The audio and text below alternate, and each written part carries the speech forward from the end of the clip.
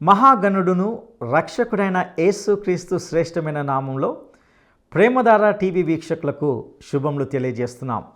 నేటి మన పాఠంలో మనము మార్కు సువార్త 6వ అధ్యాయాన్ని ధ్యానించుకోబోతున్నాం.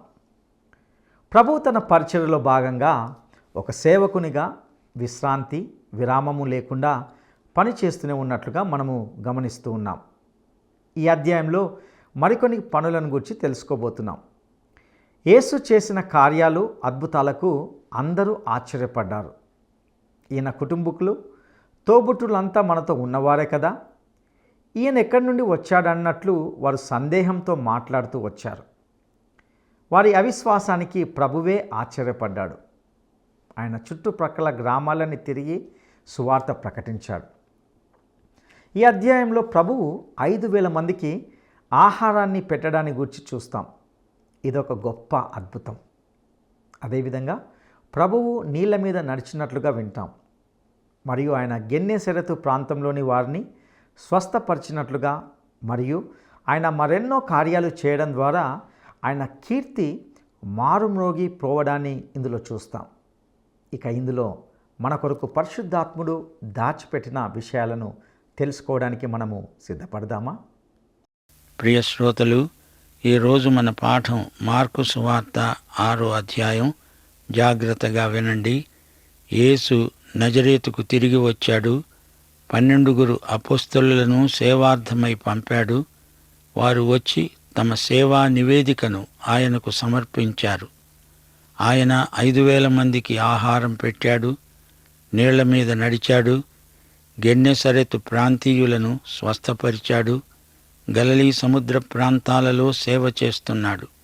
యేసు కీర్తి ఆ ప్రాంతమంతటా విస్తరించింది.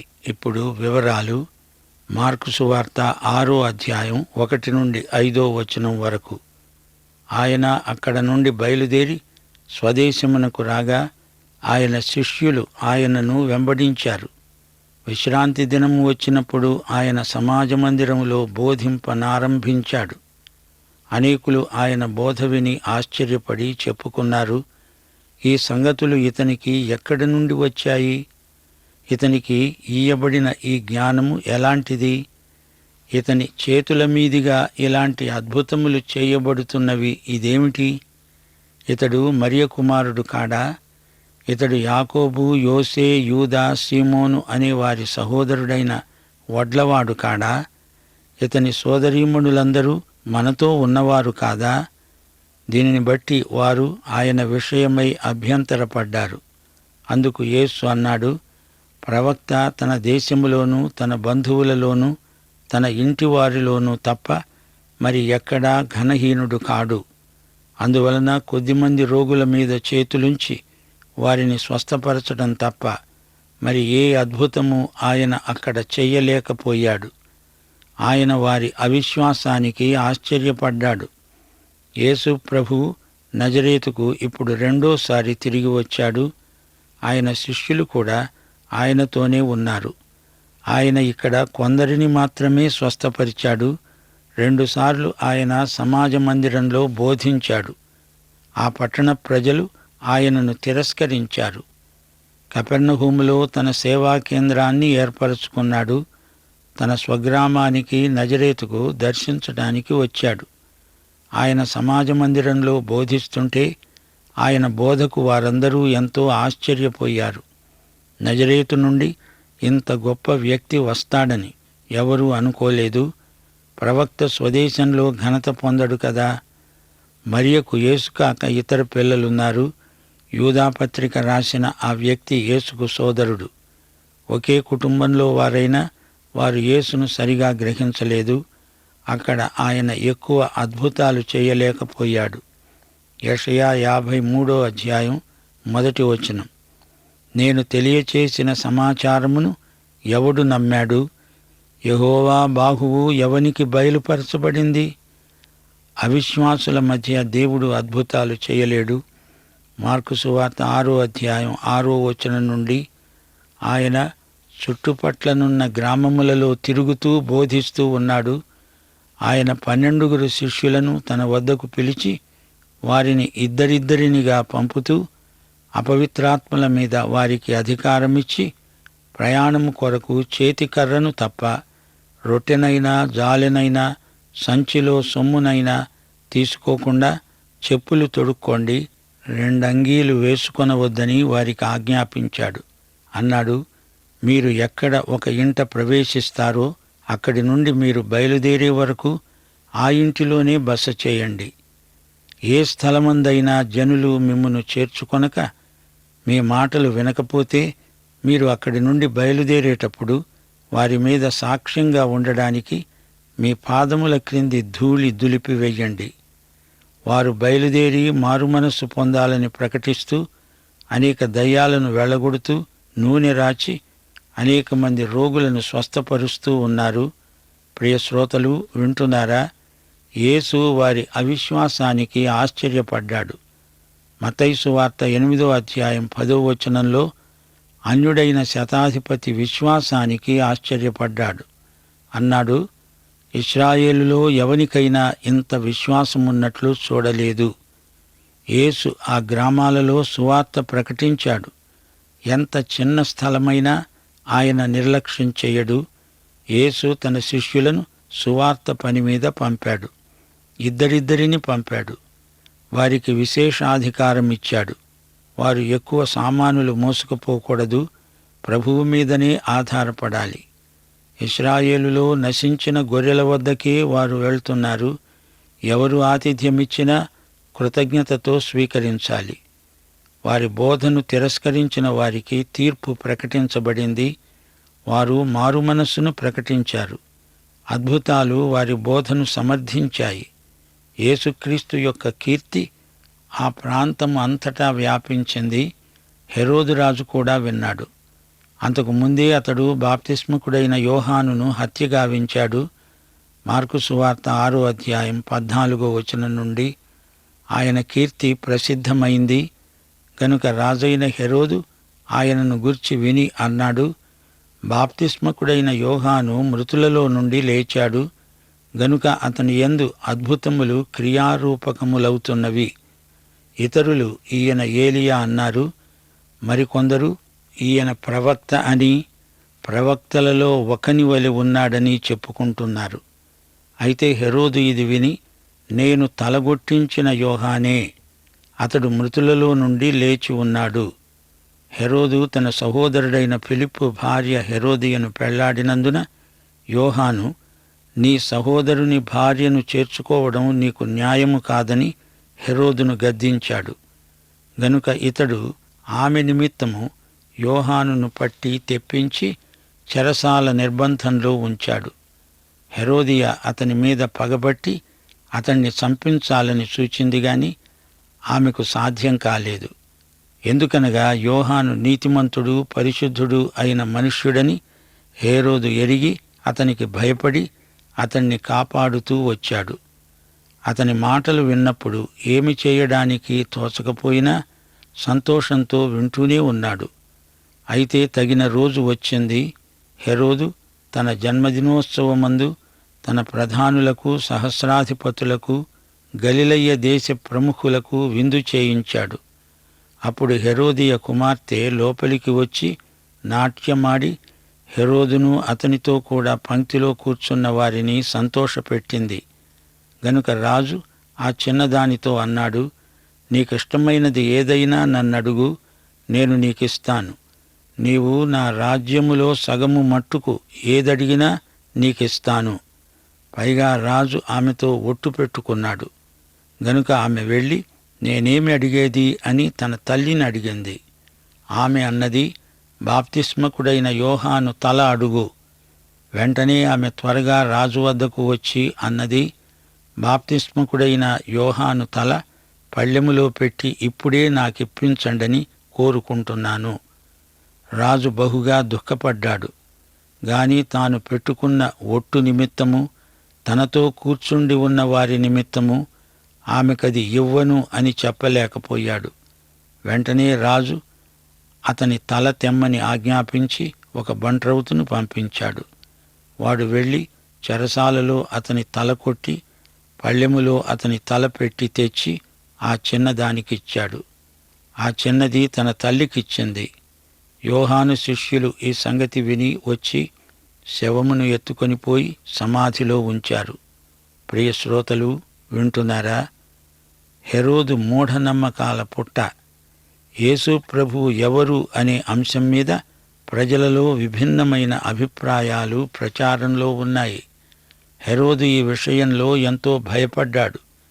యోహాను ధైర్య సాహసాలు గల మనిషి, పాపాన్ని ఖండించి మాట్లాడతాడు. హెరోదియను ఉంచుకున్నందుకు అతని పాపాన్ని బహిరంగంగా ఖండించాడు. హెరోదియ యోహాను అంతు చూడాలని పట్టుపట్టింది. హెరోదును ఈ విధంగా దేవునికి దూరం చేసినదైంది. హెరోదియ తన కూతుర్ని నాట్యమాడమని చెప్పి పంపింది. హెరోదు విలాసప్రియుడు, కామాంధుడు. ఈ సంగతి హెరోదియకు బాగా తెలుసు. హెరోదు రాజు ఆ నర్తకికి ప్రమాణం చేశాడు.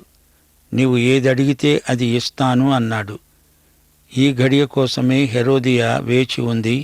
ఆమె క్రూర స్వభావురాలు. యోహాను తల కోసం అడిగించింది. హెరోదులో మరో బలహీనత ఉంది.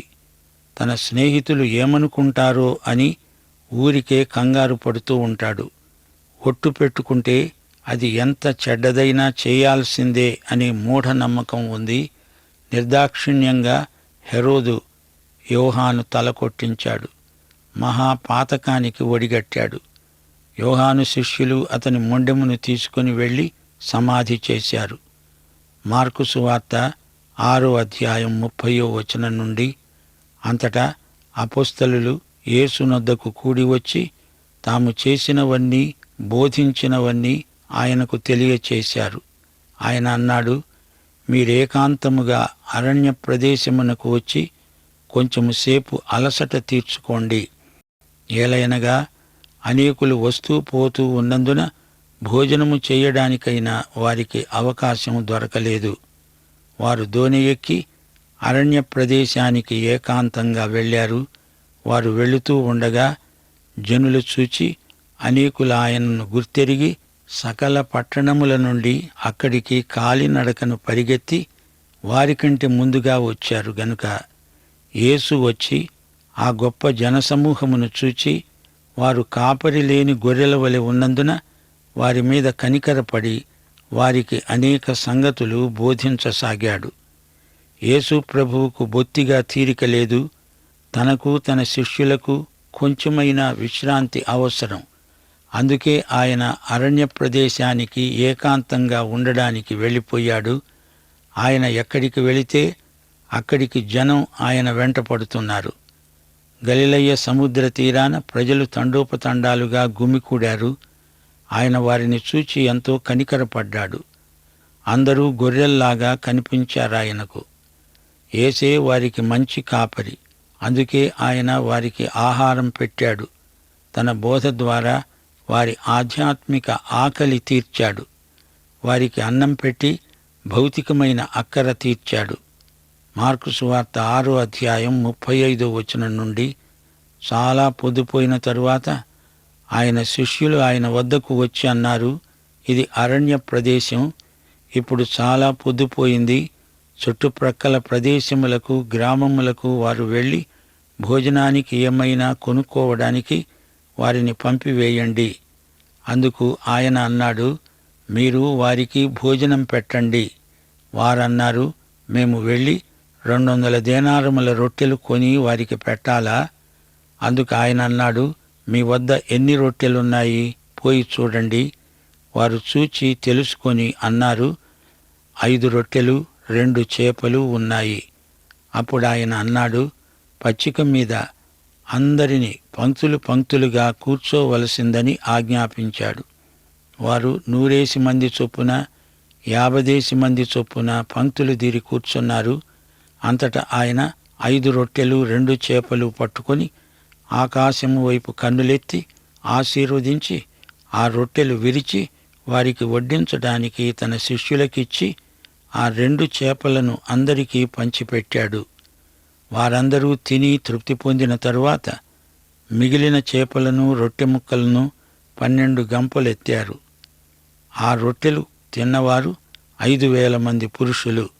యేసు అసాధ్యమైన వాటిని మనకు ఆజ్ఞాపిస్తాడు. మనం ఆ విధంగానే పాఠం నేర్చుకుంటాం. ఆ సమూహానికి కావలసిన ఆహారం ఆయనే సమకూర్చాడు. చేపలకు ఆహార ధాన్యమిచ్చే మొక్కలకు ఆయనే సృష్టికర్త. వచ్చిన వారికి కడుపు నిండా ఆహారం పెట్టాడు ప్రభు. అందులో అనేకులు అంత మంచి ఆహారం తృప్తిగా అంతకు ముందెన్నడూ తిని ఉండరు. మార్కు సువార్త 6వ అధ్యాయం 45 నుండి 52వ వచనం వరకు. ఆయన జనసమూహమును పంపివేసేటంతలో దోణి ఎక్కి అద్దరినున్న బేత్సయిదాకు ముందుగా వెళ్ళండని ఆయన తన శిష్యులను వెంటనే బలవంతం చేశాడు. ఆయన వారిని వీడ్కొలిపి ప్రార్థన చేయడానికి కొండకు వెళ్ళాడు. సాయంకాలమైనప్పుడు ఆ దోణి సముద్రము మధ్య ఉంది. ఆయన ఒంటరిగా మెట్ట మీద ఉన్నాడు. అప్పుడు వారికి గాలి ఎదురైనందున దోణిను నడిపించటంలో వారు మిక్కిలి కష్టపడుతూ ఉండగా ఆయన చూచి రాత్రి ఇంచుమించు 4వ జామున సముద్రము మీద నడుస్తూ వారి వద్దకు వచ్చి వారిని దాటిపోవాలని ఉన్నాడు. ఆయన సముద్రము మీద నడవడము వారు చూచి భూతమని తలంచి కేకలు వేశారు. అందరూ ఆయనను చూచి తొందరపడగా వెంటనే ఆయన వారిని పలకరించి అన్నాడు, ధైర్యము తెచ్చుకొనండి, నేనే, భయపడకండి. తరువాత ఆయన దోణి ఎక్కి వారి వద్దకు వచ్చినప్పుడు గాలి అణిగింది. అందుకు వారు తమలో తాము మిక్కిలి విభ్రాంతి నొందారు.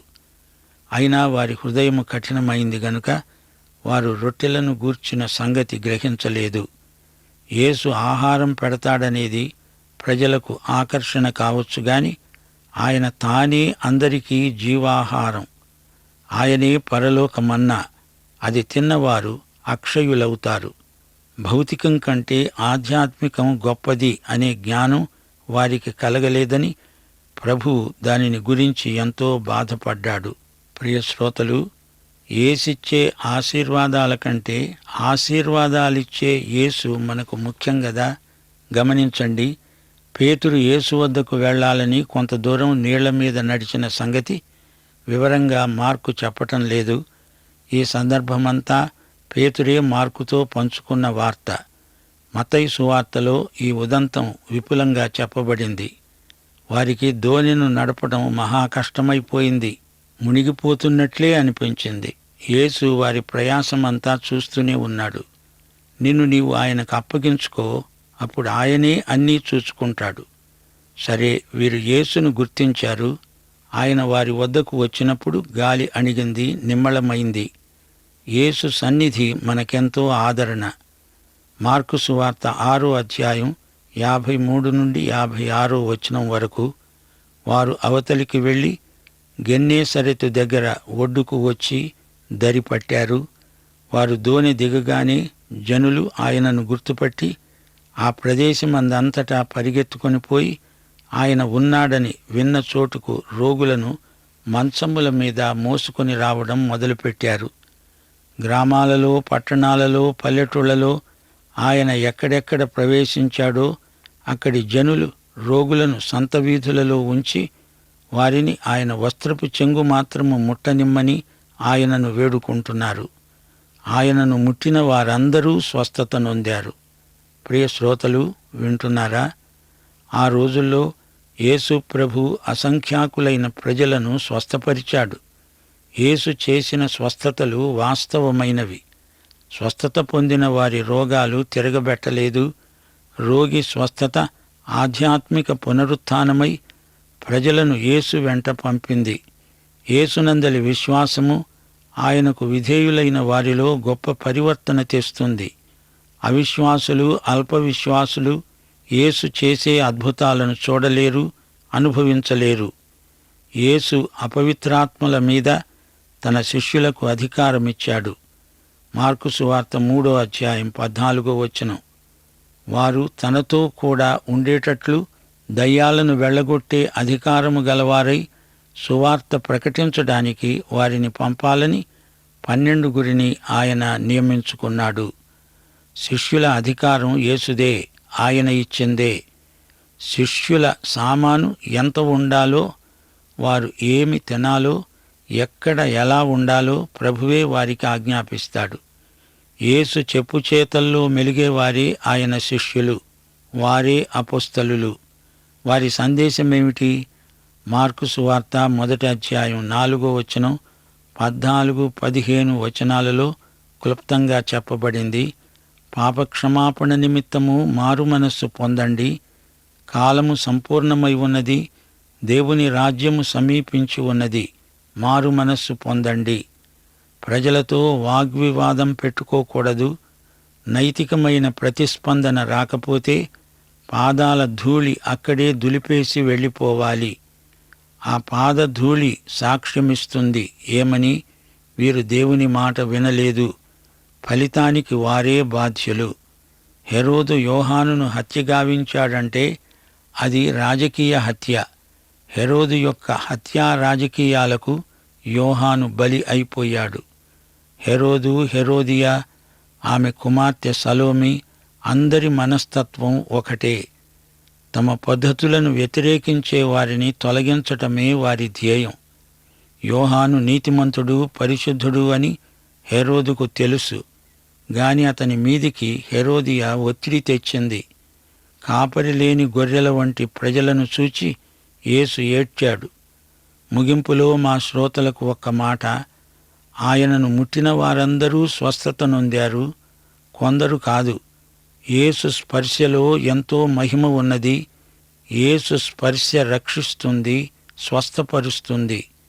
యేసు స్పర్శను ఎడతెగక అనుభవించడానికి పరిశుద్ధాత్మ మనలోనే ఉండి మనకు సాయం చేస్తున్నాడు. పరిశుద్ధాత్మ, నీకు మేమెంతో కృతజ్ఞులం. పాఠం ఇంతటితో సమాప్తం. ప్రభు అయిన యేసుక్రీస్తు వారి కృప, తండ్రి అయిన దేవుని ప్రేమ, పరిశుద్ధాత్మ యొక్క అన్యోన్య సహవాసము మనకందరికీ నిత్యత్వము పర్యంతము తోడై ఉండునుగాక. ఆమేన్. ప్రియులారా, ఈ సందేశం ద్వారా ఇంతవరకు విన్నటువంటి విషయాలు మీకు ఎంతో సంతోషాన్ని కలిగించాయని నమ్ముచున్నాం. ప్రభువు అనేక జనసమూహాలు తన వెంట రావడంతో వారికి సువార్తను బోధిస్తూ దేవుని రాజ్య సంగతులు వారికి తెలియపరిచాడు. వారికి ఆహారం పెట్టి వారిని తృప్తిపరిచాడు. చాలా ప్రొద్దుపోయాక శిష్యులు ఆయన ఎద్దకు వచ్చి ప్రజలను పంపించి వేద్దామని అనడంతో తమ్మునే వారికి భోజనం పెట్టమని ఆదేశించాడు ప్రభువు. అక్కడ వారి మధ్య దొరికిన 5 రొట్టెలు 2 చేపలతో దేవుని స్తుతించి ఆ మహాసమూహానికి సమృద్ధిగా ప్రభువు ఆహారం పెట్టాడు. చేపలకు ఆహారానికి ఆయనే సృష్టికర్త. దేవుడు అసాధ్యాలతో మనకు తన పాఠాలను నేర్పుతాడు. ఆయన ఎంతో కొంత భోజనం పెడతాడని మాత్రము అనుకోకూడదు. ఆయనే సాక్షాత్తు జీవాహారమై ఉన్నాడు. ఈ అద్భుతం తర్వాత ప్రభువు శిష్యులు దోణి ఎక్కి వెళ్తూ ఉన్నప్పుడు సముద్రం మధ్యలో ఉండగా వారికి గాలి ఎదురైంది. వారు ఎంతో భయపడినప్పుడు ప్రభువు నీళ్ళ మీద నడిచి వచ్చి గాలిని గద్దించి సముద్రాన్ని నిమ్మలపరిచి శిష్యులను ధైర్యపరిచాడు. అప్పటికి శిష్యులు అర్థం చేసుకోలేకపోతూ ఉన్నారు. కాపరి లేని గొర్రెల్లాగా ఉన్న ప్రజలను చూచి ప్రభువు ఎంతో కనికరపడ్డాడు. ప్రభు వద్దకు ప్రజలు తమ తమ రోగులనందరినీ తీసుకొని వచ్చారు. ప్రియులారా, మనం ఒక్క విషయాన్ని జాగ్రత్తగా గ్రహించాలి. ఏమిటంటే, యేసు ఇచ్చే ఆశీర్వాదాలు మాత్రమే కాదు, కానీ ఆశీర్వాదాలను ఇచ్చే యేసు మనకు కావాలి. ఆ యేసు మనలో ఉంటే ఎప్పటికీ సమృద్ధి అనుభవాన్ని అనుభవిస్తాం. ఈ పాఠము మిమ్మల్ని ఎంతో సంతోషపరిచిందని నమ్ముతున్నాం. తిరిగి వచ్చే పాఠంలో కలుసుకుందాం. అంతవరకు దేవుడు మీకు తోడైండి నడిపించునుగాక. దైవాశీస్సులు.